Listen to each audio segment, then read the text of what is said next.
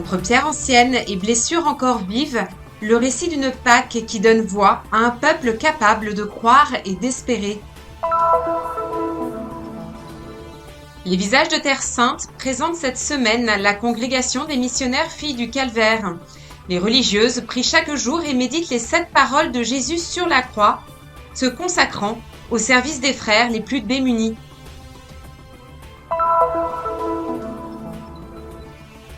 La musique accompagne la liturgie et en rythme les moments les plus significatifs. Pendant le temps pascal, l'Alléluia résonne comme le chant de la joie, signe d'une foi partagée qui porte la célébration.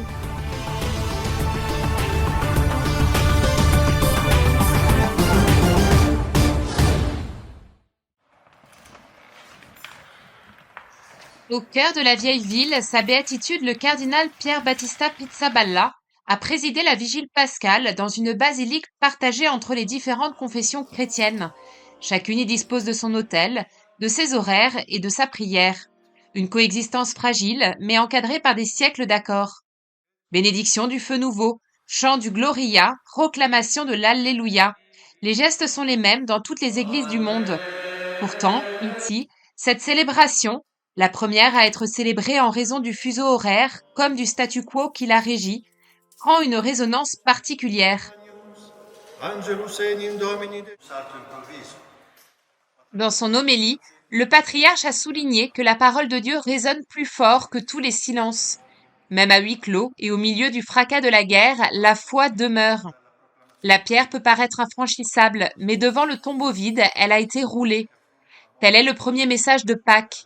Dieu commence à faire renaître la vie, même dans l'obscurité, dans le silence et le tombeau fermé. Mais à Jérusalem, Pâques ne se vit pas seulement dans les lieux historiques. Elle se vit aussi dans les paroisses de quartier, au cœur des familles et dans la voix de ceux qui y vivent au quotidien.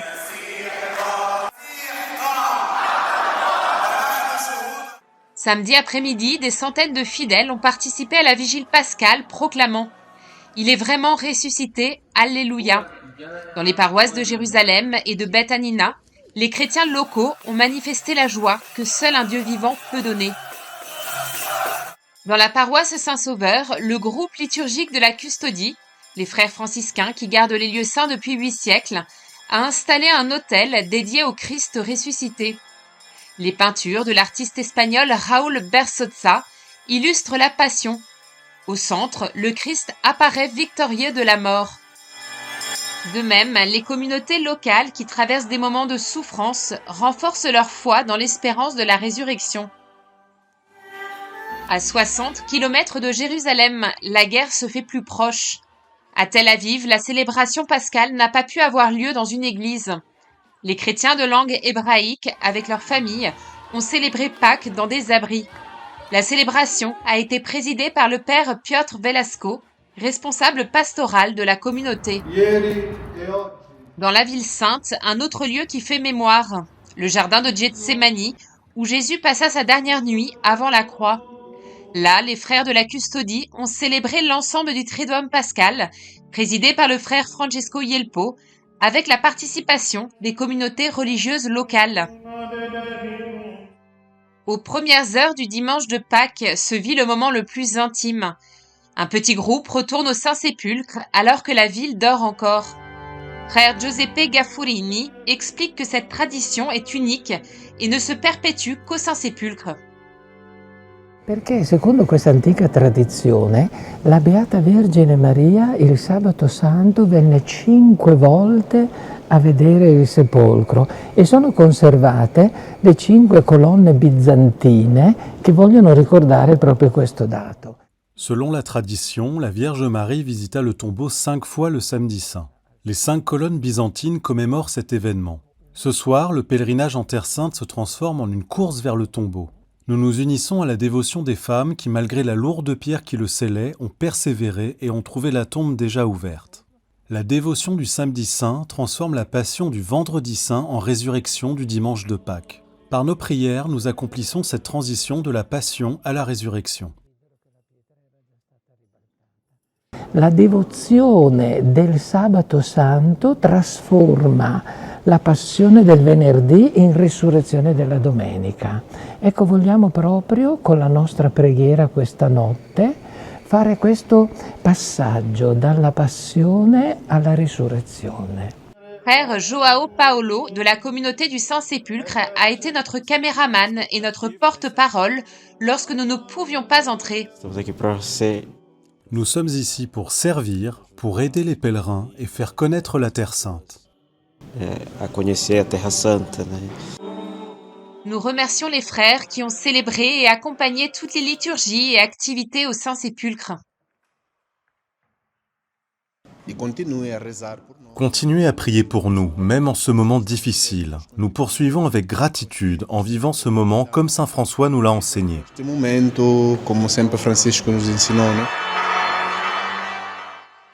Le dimanche, la messe la plus attendue de l'année a été célébrée par le patriarche devant l'édicule, la petite chapelle qui abrite le tombeau du Christ.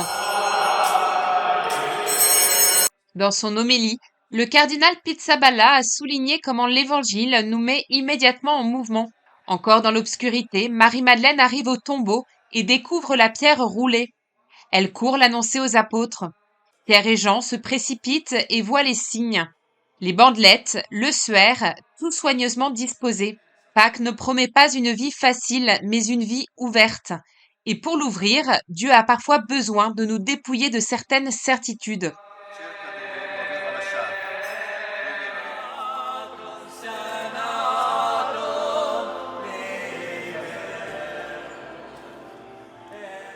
Frère Francesco Yelpo a quant à lui présidé la messe de Pâques dans l'église Saint-Sauveur.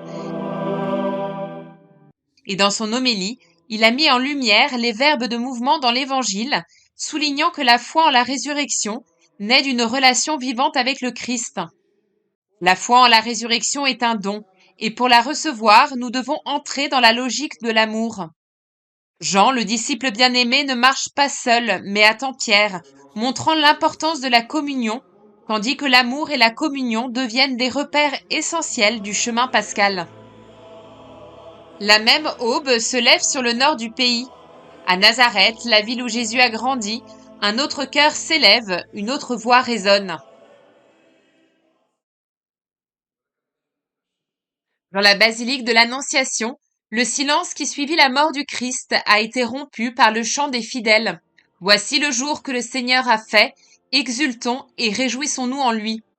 Lors de la messe de la résurrection, présidée par son Excellence Monseigneur Rafik Nahar, vicaire patriarcal latin, les lectures du Samedi Saint ont rappelé la présence constante du Christ dans la vie de chaque homme, symbolisée par la lumière du cierge pascal qui ne s'éteint jamais.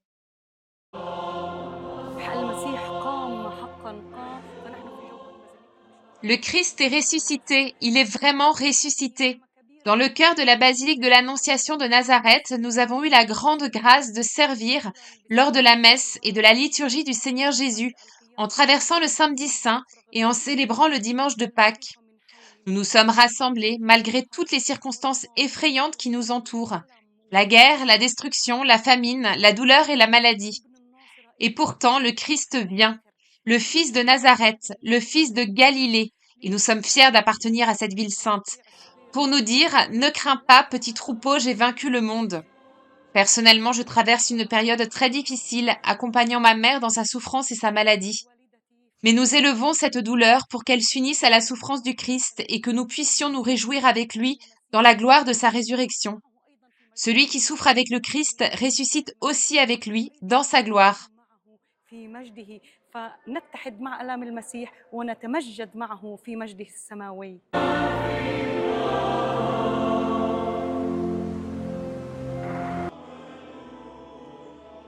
Jérusalem, Tel Aviv, Nazareth. Des lieux différents, mais une même question plane dans l'air. Que veut dire croire à la résurrection quand le monde autour de vous semble refuser toute espérance? Peut-être que Mervat en sait plus que quiconque. Sa mère est malade, la guerre continue, et pourtant elle chante. Parce que ceux qui ont vécu le vendredi saint, dit-elle, savent déjà comment cela se termine.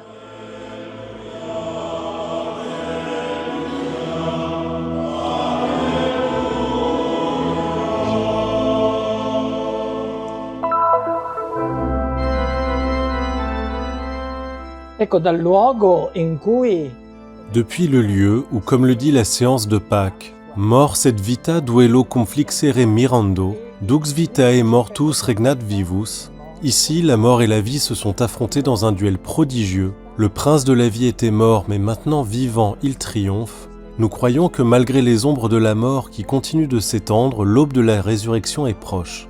della risurrezione si avvicina. Nell'ottavo centenario della morte di San Francesco, Pour le 8e centenaire de la mort de Saint François, nous poursuivons notre pèlerinage en Terre Sainte sur les traces de celui qui l'a tant aimé. Nous nous trouvons auprès des sœurs missionnaires du Calvaire, présentes ici depuis 100 ans où elles vivent et préservent au quotidien leur charisme. Chaque après-midi, à l'heure où Jésus est mort sur le Calvaire, elles se recueillent en prière en méditant les 7 paroles du Christ sur la croix. Il y a un siècle, elles ont pu arriver en Terre Sainte, monter au Calvaire et prolonger, de manière symbolique, la présence des pieuses femmes au pied de la croix. Nous sommes profondément heureux, d'autant que leurs fondatrices ont toujours été soutenues et accompagnées par un frère mineur. À présent, la supérieure va nous raconter un peu plus sur la fondation de leur congrégation au Mexique. la superiore ci vorrà dire qualcosa di più sulla fondazione della vostra congregazione in Messico. La congregazione delle missionarie figlie del Calvario, fondata in La Messico congrégation des 19 missionnaires filles du Calvaire, fondée au Mexique le 19 janvier 1855, est un don de l'Esprit Saint à l'Église, par l'intermédiaire des fondatrices sœurs Maria Ernestina et Maria Enriqueta Larenzar, ainsi que du fondateur, Père Emanuele Maria Ortiz. Nous avons été affiliés au Tiers-Ordre de Saint-François le 13 avril 1942 et participons aujourd'hui des grâces particulières que l'Église accorde à tout l'ordre franciscain. concesse dalla Chiesa a tutto l'ordine francescano.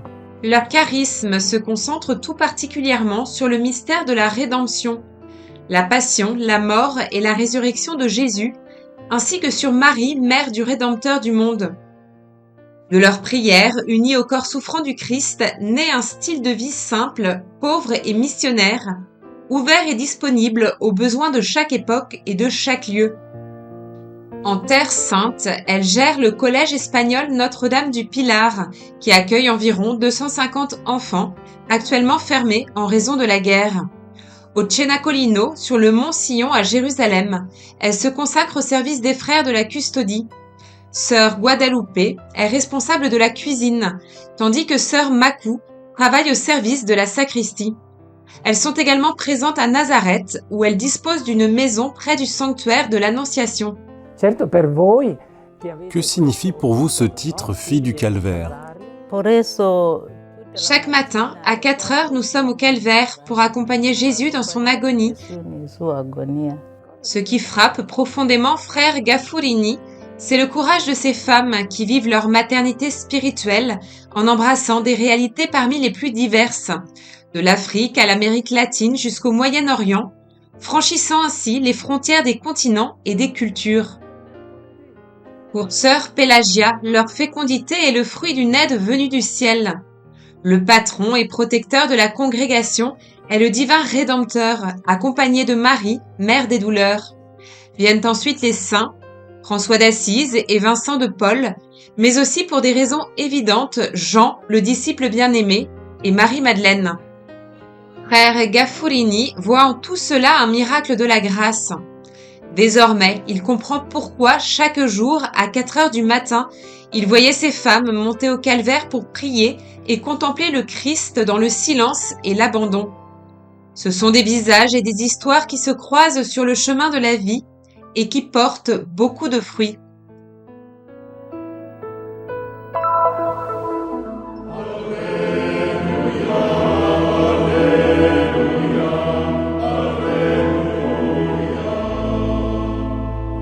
L'Alleluia è un canto festoso e di gioia. Noi lo utilizziamo prima del Vangelo.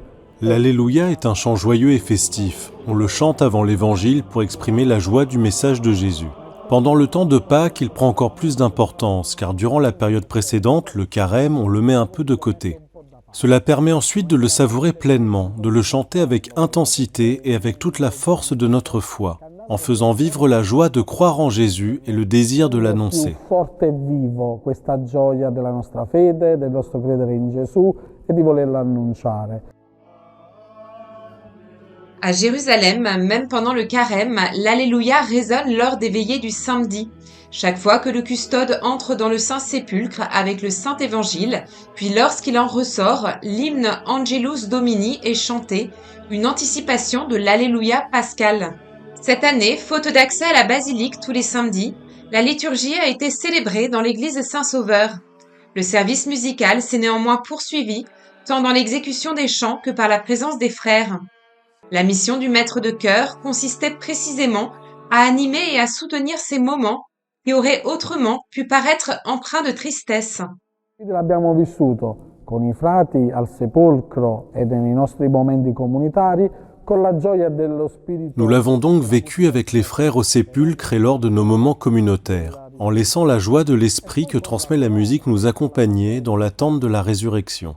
Avec la chorale et la Schola Cantorum des frères, nous avons parcouru un chemin qui nous a permis de participer tous ensemble aux célébrations. Les répétitions que nous avons pris le temps de savourer et de préparer avec soin nous ont aidés à vivre cette Pâque au sein de notre groupe, en chantant ensemble et en partageant la joie pascale, même si nous n'étions pas sur place, mais avec l'intention de nous préparer toujours mieux à la célébration de Pâques. Nell'intenzione del canto di poterci preparare alla Pasqua sempre meglio. Le seul moment où la Schola Cantorum et le chœur du Magnificat ont pu chanter ensemble a été l'heure sainte à Getsemani. Pour le maître de chœur, ce fut également l'occasion de s'unir à la volonté du Père et d'accueillir avec sérénité cette difficulté.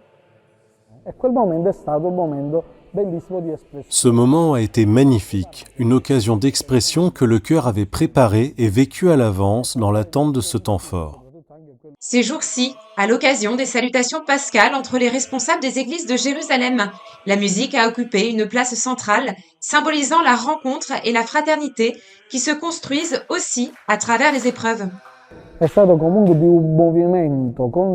Cela a été un mouvement constant et dynamique, dans l'attente de faire en sorte que la musique ne disparaisse pas mais reste présente, exprimant la joie de notre foi et la spiritualité de François à travers le chant et la musique de manière simple et très essentielle.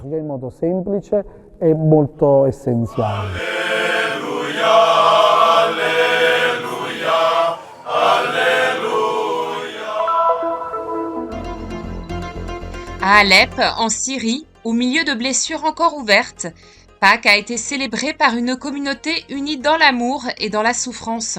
Frère Bajat a rappelé que le Seigneur ressuscité désire renaître dans les fragilités et les difficultés du chemin afin de les transformer en lumière et en espérance. Une pensée de gratitude a été adressée à tous ceux qui, en ces temps difficiles, ont offert proximité et soutien concret. La custodie de Terre Sainte a célébré le lundi de l'octave de Pâques dans le village palestinien d'Emmaüs Kubbeib. Dans le sanctuaire des frères franciscains, la communauté chrétienne a rappelé la rencontre du ressuscité avec les deux disciples, un événement qui invite encore aujourd'hui à la foi, à l'espérance et à reconnaître la présence vivante du Christ dans l'histoire. Depuis Jérusalem, le cardinal Pierre Battista Pizzaballa a lancé un message de Pâques inédit, marqué par le silence et l'absence de fidèles. Une célébration sans foule ni embrassade, loin de la fête, mais pas de l'espérance. Le patriarche a rappelé que la résurrection prend naissance dans l'obscurité et y fait briller la lumière. Aucune peur ne peut éteindre la victoire de la vie sur la mort. Aujourd'hui encore, le Christ transforme l'histoire et les croyants sont appelés à la vivre avec courage et foi.